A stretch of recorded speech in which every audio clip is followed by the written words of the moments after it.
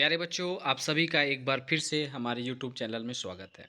आज हम लोग कक्षा 10वीं एमपी बोर्ड का सैंपल पेपर 2025 का सैंपल पेपर करने जा रहे हैं। ये आपका मैथमेटिक्स गणित का है, जो कि दोनों में है, इंग्लिश और हिंदी दोनों में।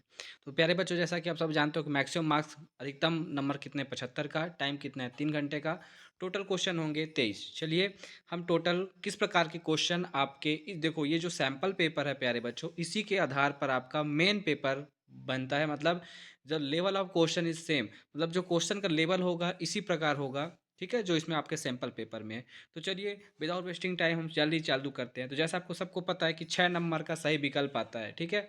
तो देखिए बिल्कुल बच्चों वाला क्वेश्चन, 12, 16, 20 का एचसीएफ है। 12, 16, 20 का एचसीएफ है, तो जो आपको लगे उसका एचसीएफ होगा।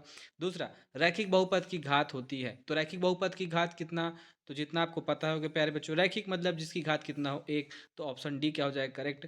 समीकरण निकाय X plus B Y plus C one बराबर जीरो ए टू एक्स के अद्वितीय हल होने का शर्त है। अद्वितीय हल कब होता है, एक अद्वितीय हल कब होता है, जब प्रतिच्छेद करता है, जब दोनों रेखाएं आपस में क्या करती है, प्रतिच्छेद।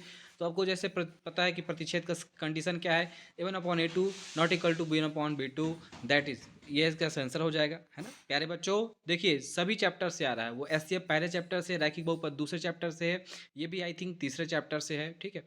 द्विघात बहुपद के द्विघात समीकरण X square plus B X plus C बराबर zero, A not equal to zero में दो बराबर वास्तविक मूल होंगे। दोनों मूल तो होते हैं द्विघात समीकरण, अब दोनों मूल वास्तविक होंगे और बराबर होंगे, तो क्या कंडीशन है, आप सबको पता है कि b² - 4ac बराबर किसके होने चाहिए, जीरो के। ये कंडीशन है, ठीक है। पांचवें क्वेश्चन को देखो, एपी, एपी मतलब समांतर श्रेणी, -3 -1/2, 2 का 11वां पद क्या है, 11वां पद क्या है, तो निकाल सकते हो फॉर्मूला लगाकर, ए एन बराबर A plus N minus one D, या एन का मान कितना लोगे 11, तो इससे आपका निकल जाएगा, है ना। बहुत ही सिंपल। छठवां क्वेश्चन क्या है, बिंदु के बीच की दूरी, दो बिंदुओं के बीच की दूरी, जैसे देखो एक बिंदु P है, दूसरा बिंदु क्या है, Q है। तो जैसा कि हम जानते हैं कि दो बिंदु के बीच की दूरी क्या होता है, तो पी क्यू बराबर रूट x2 - x1 का होल स्क्वायर प्लस y2 - 1 का होल स्क्वायर। तो इस फार्मूला लगाकर आप दो बिंदु के बीच की दूरी निकाल सकते हैं। देखो बहुत ही सिंपल क्वेश्चन है प्यारे बच्चों। अब हम क्वेश्चन नंबर 2 की तरफ बढ़ते हैं। रिक्त स्थानों की पूर्ति करो, रिक्त स्थानों की पूर्ति करो, ठीक है। तो ये विभक्तर का एन पदों का योग का फॉर्मूला, सभी व्रत होते हैं, पूछा है। व्रत और उसकी स्पर्श रेखा के उभनिष्ठ बिंदु को क्या कहते हैं, किसी प्रयोग के प्रारंभिक सभी प्रारंभिक घटनाओं की प्रायिकता का योग कितना होता है ना, एक से ज़्यादा या तो एक से कम, तो क्या होता है आपको पता होगा कि एक होता है। व्रत के किसी बिंदु पर स्पर्श रेखा स्पर्श बिंदु से जाने वाली त्रिज्या पर होती है ना। तो इस प्रकार के क्वेश्चन को आप कर सकते हैं, बहुत ही सिंपल क्वेश्चन है। क्वेश्चन नंबर तीसरा क्या है, सही जोड़ी, सही जोड़ी। और जो हर बार जो एमपी बोर्ड कक्षा 10वीं का जो गणित का पेपर है, उसमें जो तीसरा क्वेश्चन होता है सही जोड़ी होता है।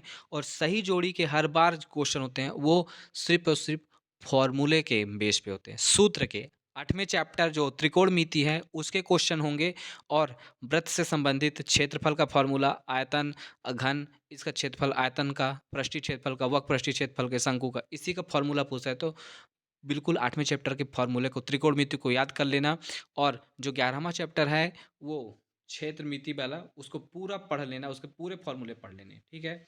अर्धगोले का वक्रपृष्ठीय क्षेत्रफल, बेलन का वक्रपृष्ठीय क्षेत्रफल, वृत्त के तिर्यकखंड का क्षेत्रफल, cot A cosec square A plus sine zero का मान, सबको पता है आपको, है ना। तो इस प्रकार आप कर सकते हो। क्वेश्चन नंबर 4 में सत्य असत, क्वेश्चन नंबर 4 में सत्य असत, अगर आपको लगता है कि सही है तो सत्य, नहीं लगता तो असत्य। तो इस प्रकार के क्वेश्चन आपको देखने को मिल जाएंगे, ठीक है प्यारे बच्चों। हम क्वेश्चन को भी जानेंगे, क्वेश्चन को भी बिल्कुल रफ कॉपी में एक एक क्वेश्चन सॉल्व करवाऊंगा। अभी अपने हम लोग क्वेश्चन को सॉल्व क्यों नहीं कर पा रहे, क्योंकि मैं ये स्क्रीन शॉट कर रहा हूँ, मतलब स्क्रीन रिकॉर्डिंग कर रहा हूँ। और स्क्रीन रिकॉर्डिंग में मेरे पास टैब का ऑप्शन नहीं है कि मैं जिससे पेन से लिख सकूँ, है ना। तो लिखने का कोई ऑप्शन नहीं है, इसलिए हम क्वेश्चन को सॉल्व नहीं कर पा रहे हैं। इसको मैं वीडियो बनाऊँगा जब कैमरे के माध्यम से, तब हम लोग इसको क्वेश्चन को सॉल्व करेंगे। अभी हम जानते हैं कि सैम्पल पेपर में क्या क्या हो सकता है, ठीक है। तो प्यारे बच्चों, आप नोट करते रहिए, स्क्रीनशॉट लेते रहिए, क्योंकि क्वेश्चन तो आपके दिख ही है आपको बराबर, ठीक है। क्वेश्चन 5, प्रत्येक शब्द के एक एक वाक्य में उत्तर दीजिए। तो ठीक है, देखो, कसौटी लिखिए, दो बिंदु के बीच की दूरी लिखिए, दृष्टिकोण की परिभाषा, दृष्टि रेखा की परिभाषा लिखिए, वृत्त के त्रिज्यखंड की चाप की लंबाई का सूत्र, एक वृत्त की कितनी स्पर्श रेखाएं हो सकती हैं, अवनमन कोण की परिभाषा लिखिए। बिल्कुल सिंपल, एक एक शब्द में लिखना है प्यारे बच्चों। 6, तो 6 6 नंबर के 5 क्वेश्चन टोटल प्यारे बच्चों, 30 नंबर का आपका बोले तो सही विकल्प, सही जोड़ी, रिक्त स्थान, सत और एक शब्द में उत्तर। Total 30 number. मैं सभी बच्चों से रिक्वेस्ट करता हूँ कि इस 30 नंबर को छोड़ के नहीं आ रहा प्यारे बच्चों, क्योंकि ये 30 बिल्कुल ईजी होते हैं। 30 में से 28 29 तो पक्का ही आ जाता है, एक आधी क्वेश्चन कठिन होता है। तो आप आपको सॉल्व करके बताएं मेरे को कि आपसे कितने, कमेंट करके बताएं कि आपका 30 में से कितना क्वेश्चन सही था ईमानदारी के साथ। कमेंट में बताएं कि मेरा जो 30 नंबर का जो एमसीक्यू होता है, मल्टीपल चॉइस क्वेश्चन 7 इसमें आपको कितना नंबर मिला ईमानदारी के साथ, बिना फॉर्मूला देखे हुए। अब क्वेश्चन नंबर 6 से आपका प्रश्न स्टार्ट होता है, ठीक है, पहले चैप्टर से। 5005 को अभाज्य गुणनखंड के रूप में, अभाज्य गुणनखंड सबको पता है ना कैसे करते हैं, जिसको आप एलसीएम मेथड बोलते हैं, उसी से है ना, उसी से जिसको अभाज्य गुणनखंड विधि बोलते हैं, उसी से 5005 को तोड़ देना अभाज्य संख्या के रूप में, 2 3 5 इस रूप में, ठीक है। या तो अगर ये नहीं बन रहा है तो देखो बेटे 3 नंबर दिए है, 3 संख्या दी है, 8 9 25 का एक बार एलसीएम निकाल देना, एक बार क्या निकाल देना, एलसीएम, ये तो बिल्कुल बन जाएगा, बिल्कुल सिंपल है ना। तो इस प्रकार क्वेश्चन कर लेना। दूसरे से द्विघात बहुपद x² + 7x + 10 के शून्यांक ज्ञात करो। शून्यांक ज्ञात करना है दो घात बहुपद के, ठीक है, और कोई भी पर्टिकुलर विधि नहीं बोला है, तो क्या करोगे बच्चे, मध्य पद को क्या कर दोगे, विभक्त कर दोगे, मध्य पद को क्या कर दोगे, विभक्त, और x के दो अलग अलग मान आ जाएगा, वही उसको क्या हो जाएंगे, शून्यांक। इसमें दूसरे चैप्टर में शून्यांक को अल्फा से दर्शाते हैं, एक शून्यांक क्या होता है, बीटा। समझा गया है। इसके और में क्या है, पूछा है शून्यांकों की संख्या। तो प्यारे बच्चों जो ग्राफ बना है, एक्स एक्स को कितने कितने एक्स एक्स को कितने बिंदु पे काट रहा है, दो बिंदु पे, तो शून्यांकों की संख्या कितनी हो जाएगी, दो। बिल्कुल सिंपल क्वेश्चन है, ठीक है। जो 8वां क्वेश्चन है, द्विघात बहुपद x² - 3 के शून्यांकों का योगफल और गुणनफल निकालो। तो प्यारे बच्चों जैसा हम जानते हैं कि शून्यांकों का योगफल अल्फा प्लस बीटा और गुणनफल अल्फा इंटू बीटा। तो सबको फॉर्मूला याद है ना कि अल्फा प्लस बीटा का मान क्या होता है, -b/a, और अल्फा इंटू बीटा का मान क्या होता है, c/a। आप उस फॉर्मूले से भी निकाल सकते हैं, ठीक है। यदि नहीं पता तो आप इसको मध्य पद से भी तोड़ के कर सकते हो, ठीक है। एक द्विघात बहुपद ज्ञात कीजिए जिसके शून्यांकों का योग तथा गुणनफल क्रमशः इतना दे दिया है, ठीक है। आपको एक द्विघात बहुपद बनाना है जिसके शून्यांकों का, ये अल्फा प्लस बीटा का मान दिया है और अल्फा इंटू बीटा का मान दिया है।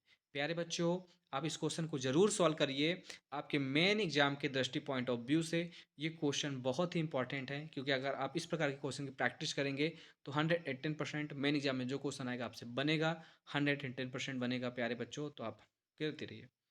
अब नेक्स्ट, ये दो अनुपात a1/a2 b1/b2 c1/c2 की तुलना कर ज्ञात कीजिए कि निम्न रैखिक समीकरण का युग्म संगत है क्या संगत है ना। बिल्कुल सिंपल क्वेश्चन है प्यारे बच्चों, बिल्कुल सिंपल क्वेश्चन है, ठीक है।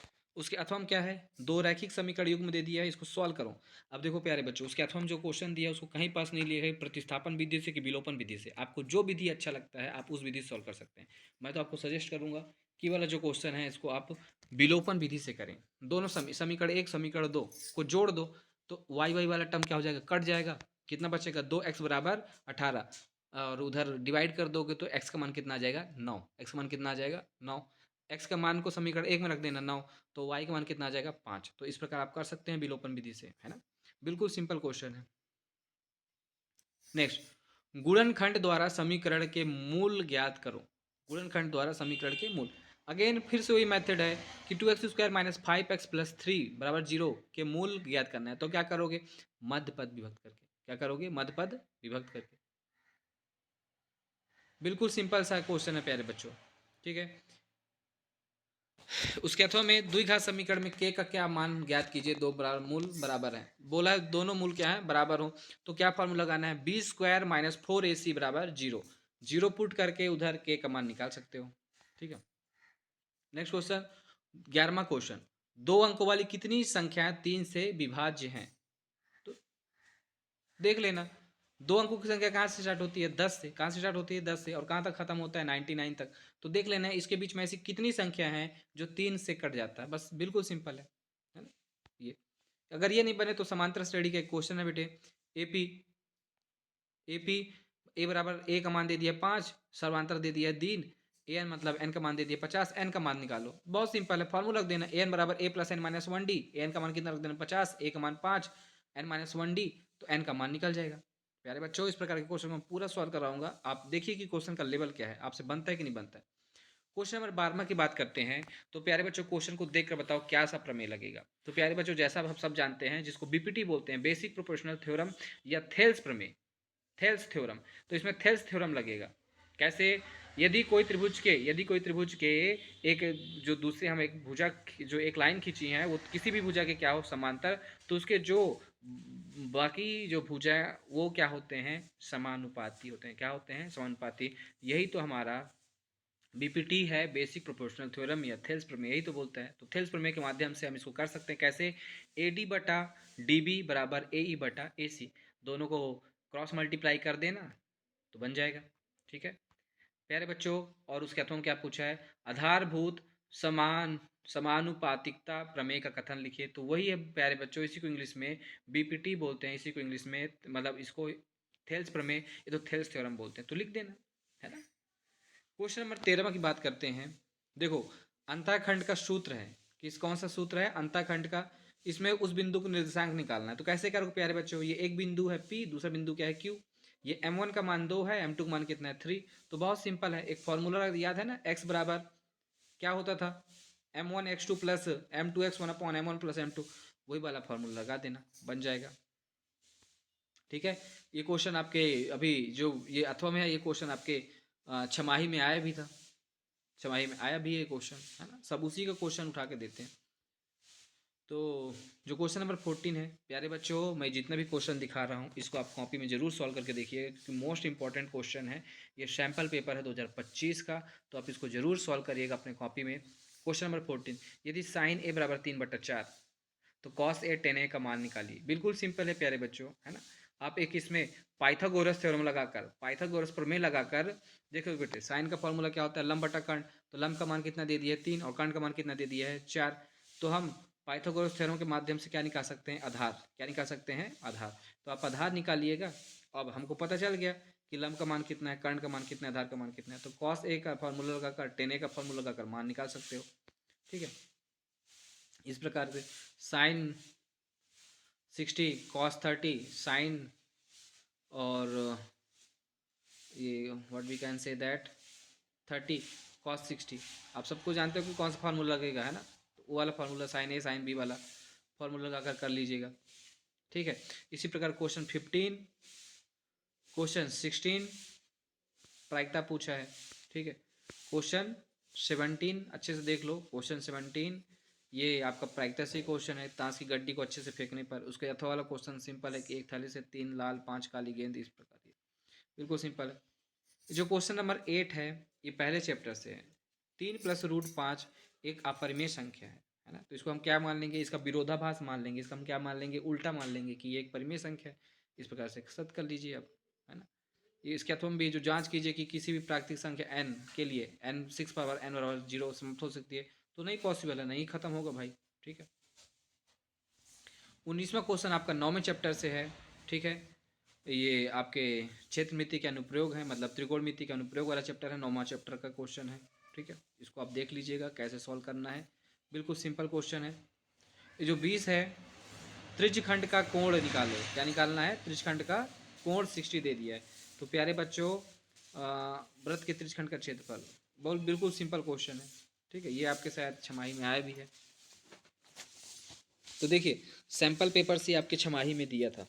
ठीक है, 21वां अंक, 2 अंकों की संख्या एवं उसके अंकों को पलटने पर ये बनते, यदि संख्यों के अंतर 2 है। ये सब बिल्कुल सिंपल क्वेश्चन है। उसके अथवा वाला भी बिल्कुल सिंपल ही क्वेश्चन है। यदि हम अंश में 1 जोड़ दें और हर में 1 घटा दें तो भिन्न 1 में बदल जाती है। यदि हर में 1 जोड़ दें तो ये बदल जाती है। तो भिन्न क्या है ना। बहुत कठिन काम नहीं है ये, उदाहरण का, ये तो बुक का क्वेश्चन होगा प्यारे बच्चों। ये शंकु का आपका क्वेश्चन है, ये है ना, शंकु का ठोस अर्धगोले का। और ये देखिए आपके सांख्यिकी का क्वेश्चन है। इन क्वेश्चन को जरूर कर लीजिएगा, क्योंकि ये सैंपल पेपर के हैं, मोस्ट इंपॉर्टेंट क्वेश्चन है।